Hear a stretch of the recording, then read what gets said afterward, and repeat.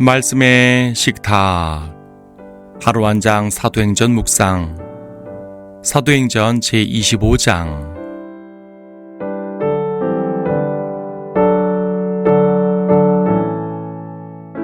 25장 11절을 보겠습니다. 만일 내가 무엇을 위반했거나 죽을 만한 일을 했다면 죽기를 사양치 아니하리이다. 그러나 만일 이들이 나를 고소한 이러한 것들 중에 어떤 것도 사실이 아니라면 아무도 나를 그들에게 넘겨줄 수 없나이다. 내가 카이사에게 상소하나이다. 바로 이것이었습니다. 바울이 예루살렘에 와야 했던 이유 말입니다. 예루살렘에 가면 결박을 당할 것이라고 여러 번 경고를 받았음에도 꼭 와야만 했던 것은 카이사 앞에 서야 했기 때문입니다. 그냥 로마에 가서 복음을 전하는 것은 꼭 예루살렘을 거쳐가지 않았어도 됩니다. 오히려 결박당하지 않고 자유롭게 다니면서 더 많은 사람들에게 복음을 전할 수도 있었겠지요. 하지만 그러면 카이사에게 갈 수는 없었습니다. 평범한 복음 전파자가 당대의 세계제국의 황제나 권력자 앞에 설 기회를 얻는다는 것은 거의 불가능에 가깝습니다.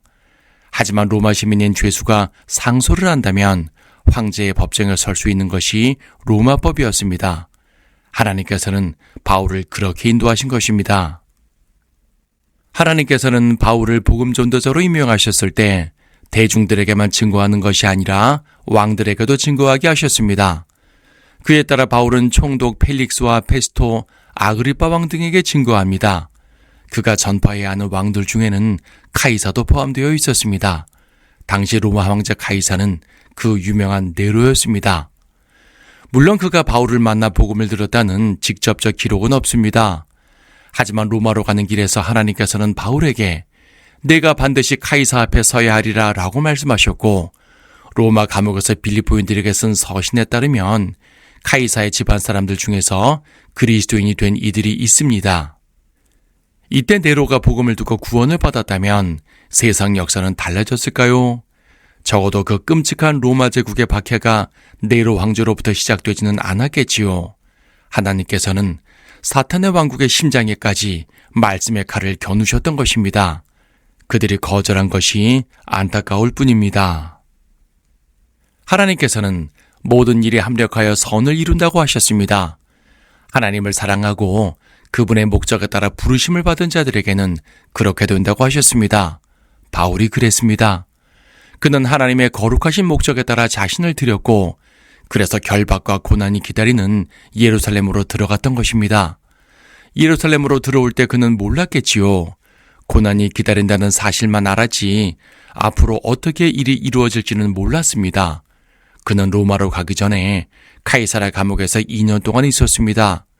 그 사이에 총독이 한 번 바뀌었습니다. 말이 2년이지 매일 세상을 누비며 복음을 전하던 바울에게는 한없이 긴 기간이었을 것입니다. 하지만 그 모든 일들이 바울에게는 모든 일이 합력하여 선을 이루는 것이었습니다. 우리들의 삶 속에는 왜 이런 일이 일어나는지 모를 때가 종종 있습니다. 그런 일들 중에는 즐거운 일들도 있겠지만 힘든 일들도 많습니다. 그런 모든 것들이 결국에는 합력하여 선을 이룬다면 참고 견딜만 하지 않을까요? 하지만 중요한 것이 있습니다. 먼저 하나님의 뜻 가운데 거하는 것입니다. 하나님의 거룩하신 목적에 따라 행하는 것입니다. 그러면 하나님께서는 우리가 겪는 역경마저도 승리의 도구로 사용해 주십니다. 우리를 통하여 위대한 일들을 이루어 주시는 것이지요. 오늘도 우리의 삶을 영광스럽게 바꾸어 주실 하나님의 역사하심을 기대합니다.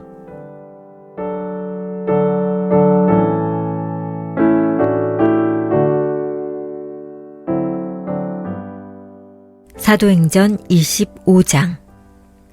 이제 페스토가 관할 지역에 와서 3일이 지난 뒤에 카이사라에서 예루살렘으로 올라가니 대제사장과 유대인 지도자들이 바울을 고소하여 그에게 간청하며 그에 대하여 호의를 구하기를 그를 예루살렘으로 보내달라 하였으니 이는 길에서 숨어 기다리다가 그를 죽이려 함이더라. 그러나 페스토가 바울은 카이사라에 갇혀 있어야 되며 그 자신도 곧 그곳으로 가겠다고 대답하더라.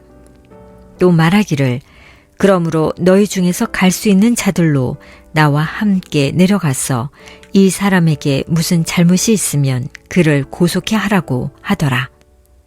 그가 그들 가운데서 10일 이상을 머문 뒤에 가이사라로 내려갔으며 그 다음 날 재판석에 앉아서 바울을 데려오라고 명령하더라. 바울이 나오니 예루살렘에서 온 유대인들이 둘러서서 그에 대하여 여러 가지 중한 제상들을 제시하나 증거를 댈 수가 없더라. 그때 바울이 자신을 변호하기를 나는 유대인의 율법에 대해서도 성전에 대해서도 가이사에 대해서도 전혀 위반하지 않았노라고 하니라. 그러나 페스토가 유대인들의 환심을 사고자 하여 바울에게 대답하여 말하기를 내가 예루살렘에 가서 그곳에서 이 문제에 관하여 내 앞에서 재판을 받으려 하느냐고 하니 바울이 말하기를 내가 가이사의 재판석 앞에 서 있으니 이 자리에서 재판을 받는 것이 마땅하니이다. 당신도 잘 아시는 바와 같이 나는 유대인들에게 어떤 불의한 일도 한 적이 없나이다. 만일 내가 무엇을 위반했거나 죽을 만한 일을 했다면 죽기를 사양치 아니하리이다. 그러나 만일 이들이 나를 고소한 이러한 것들 중에 어떤 것도 사실이 아니라면 아무도 나를 그들에게 넘겨줄 수 없나이다. 내가 카이사에게 상소하나이다. 라고 하니 페스토가 공회와 더불어 상의한 후에 답변하기를 내가 카이사에게 상소하였느냐? 그렇다면 내가 카이사에게 갈지니라고 하니라. 며칠이 지난 뒤에 아그리빠 왕과 베니케가 카이사라에 와서 페스토에게 문안하더라.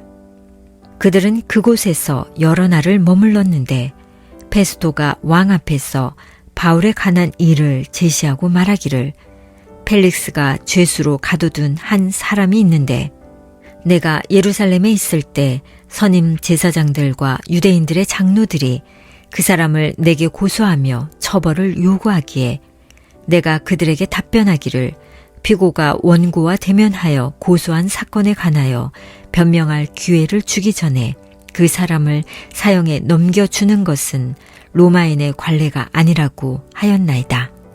그리하여 그들이 이곳에 오자 내가 지체하지 않고 그 다음 날로 재판석에 앉아 그를 불러오라고 했더니 그에 대해 원고들이 일어서서 고소하였지만 내가 예상한 혐의는 아무것도 제시하지 못하고 다만 그들의 미신과 예수라는 어떤 사람이 죽었는데 그가 살아있다고 바울이 주장하는 문제에 관한 것이니이다.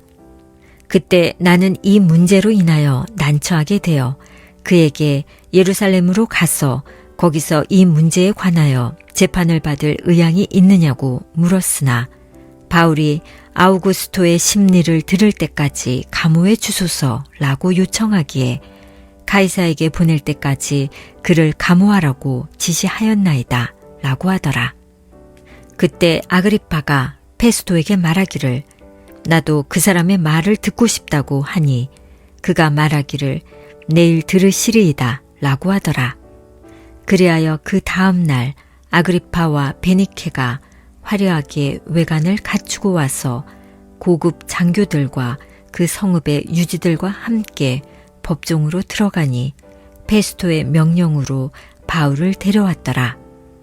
페스토가 말하기를 아그리파 왕과 우리와 더불어 여기에 참석하신 여러분이 보는 이 사람은 온 유대인 무리가 더 이상 살려두어서는 안 된다고 외치면서 예루살렘과 이곳에서 나에게 탄원해 온 자라.